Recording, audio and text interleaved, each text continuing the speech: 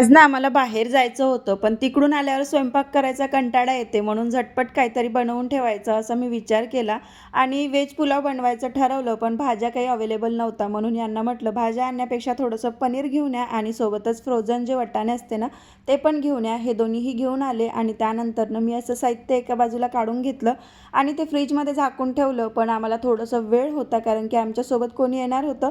त्यांना थोडासा वेळ होता, म्हणून म्हटलं चला झटपट ते बनवूनसुद्धा घेऊन घेऊ.